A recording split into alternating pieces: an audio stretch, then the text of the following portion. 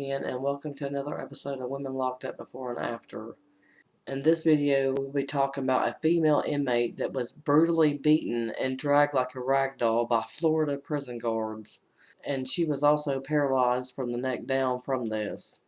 Of course, everybody knows I've been talking a lot about Florida here recently, but it has been about the men and what's been going on at Lake CI.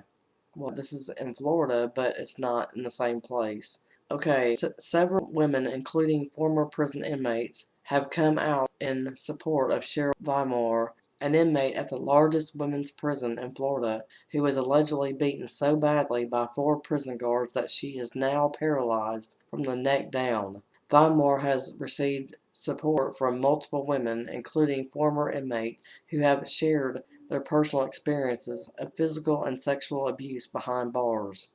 According to Law and Crime, a lawsuit filed in federal court on Tuesday claims that 4 male prison guards viciously beat a mentally and physically disabled female inmate, breaking her neck and leaving her paralyzed from the neck down.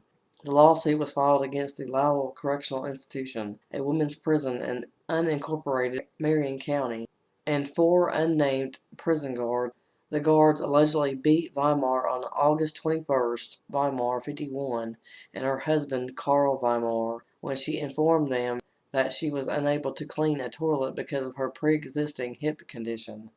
Weimar reportedly had a known history of both physical and mental disabilities that both the correctional institution and its guards were aware of. She was sentenced to 6 years in prison in 2016 and was reportedly scheduled to be released in 2021. One or more of the John Doe defendants slammed plaintiff Cheryl Weimar to the ground. While down, they brutally beat her with blows to her head, neck, and back. At least one John Doe defendant elbowed plaintiff Cheryl Weimar in the back of her neck, causing her to suffer a broken neck. The guards then dragged Weimar to a wheelchair like a rag doll, allowing her head to hit the floor repeatedly, and took her outside of the compound, where there were no surveillance cameras, so they could continue their brutal attack.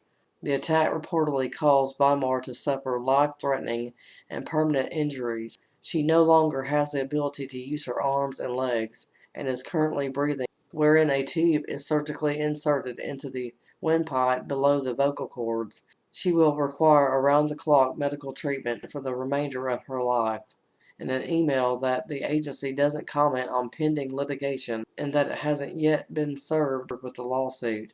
The guards have been reassigned to jobs that don't have contact with inmates as the Florida Department of Law Enforcement investigates the case. Jordan Cahill, a former Lowell inmate, was one of the women who came out in support of Weimar, who was in prison for a conviction of aggravated assault with a deadly weapon.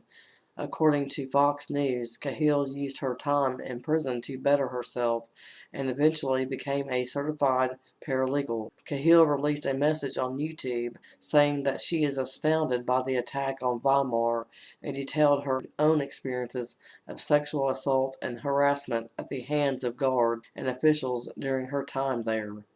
So the female that I just mentioned, she had her own problems in the same place.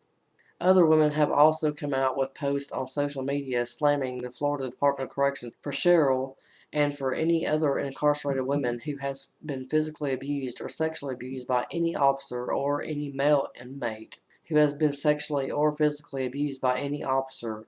I'm going to tell my story. I'm going to promote others to tell their story. And I'm going to share the F out of it, Cahill said. According to the Miami Herald, Weimar's husband plans on filing a request with a judge for an emergency order allowing him to take photographs of Weimar's injuries, which the Florida Department of Corrections has prohibited him or Weimar's attorney from doing. They are also attempting to access the prison's surveillance videos. Okay, I'm going to read some of these comments that people have posted on this. The comments start with, "Prayers for this dear lady and her family. This is the worst thing I've ever heard. And to keep the names of the guards private, this is an insult to our country, taking away freedom to know. I pray everyone at the prison gets court-martialed, and including the warden. Men should not have any control over females in jails, prisons, or anything else. We need to take a stand. This happens to men in prison also. We need to march on the governor's office and the president.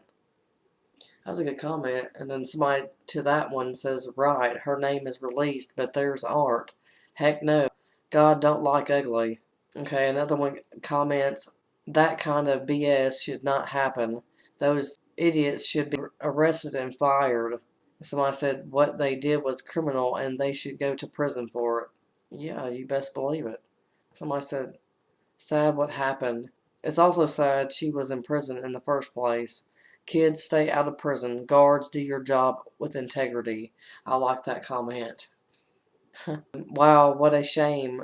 What they did to her was just wrong, but all who took part of her beating are cowards, and I hope they get what comes to them. If that was my relative, I would get even. Hope they take all they can from the prison system. This story is so very sad. To be hurt like this by prison guards is appalling. I hope she gets justice and they get diligence for what they have done to this poor woman. They're very right. Law enforcement, all of them, think the laws don't apply to them. It's been that way for years. Nothing is ever going to change. Listen, good comments. Looks like to me some prison guards need to be doing some hard time, like 25 to life in the state penitentiary for doing that to that lady. Nobody deserves that, whether they're in prison or not. You got that right. They got transferred to another job instead of jail like anyone other than a law enforcement scumbag is sent. Everyone makes mistakes, but law enforcement never pays until karma nails them. Got that right. Thumbs up, big time on that one.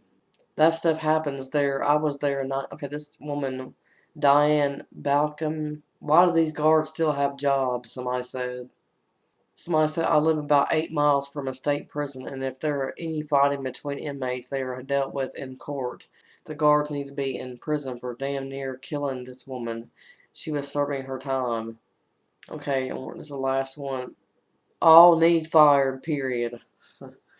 But anyway, yeah, I had to get this video out because it ain't been that long since it's actually happened. Please comment on this video and let me know what you think about it. There's just many things like this. It's going to keep on happening, and just like at Lake CI, all those videos that I put out about that, I shared the videos that Convict Podcast put out. I'm shouting him out again because his content is real. He has people from the inside that gives him information, and he tells it all straight, straight as is. But anyway, this is crazy what happened to this woman. I can honestly say, from on the women's part, I'm actually saying that this is actually the worst I've heard in a while. On the female end, I've been hearing a lot about the men, and the men getting killed by the guards and everything. But this right here, this is crazy what happened to that woman. And I wish the best for her and her family. And prayers going up. Thank you so much for watching, everyone. If you like this video, please give it a thumbs up. If you haven't subscribed, please do so. And with that being said, peace and love y'all. Bye.